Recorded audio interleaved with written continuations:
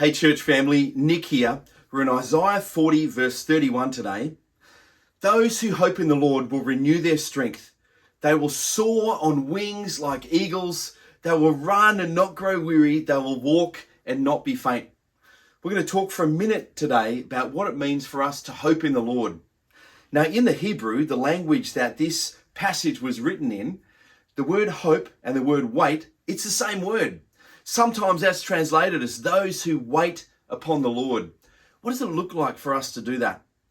I've heard it said before that biblical hope is a confident expectation that God has good in store. Not always easy, but good.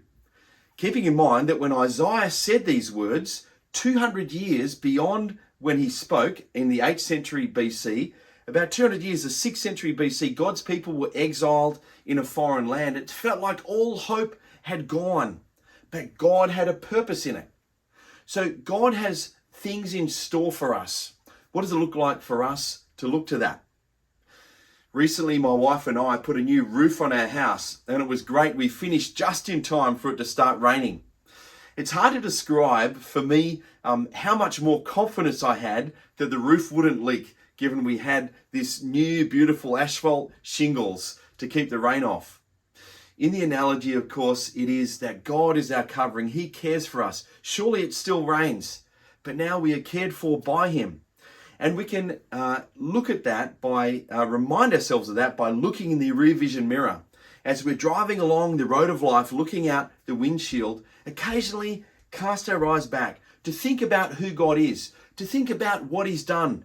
He's never left us. He's never forsaken us. He has always cared for us. And that can give us confidence for what is coming.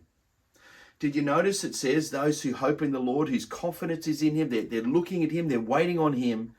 They'll soar on wings like eagles. They'll run and not grow weary, walk and not be faint. He's our energy, the Holy Spirit in us. But have you ever seen the way an eagle flies? It almost looks effortless, like they're just soaring there on the vectors.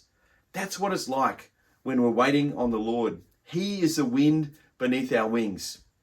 So I wonder what it would look like for us today. I wonder what it would look like for you today to take your eyes off the things that you've been putting confidence in and to turn them again to the Lord.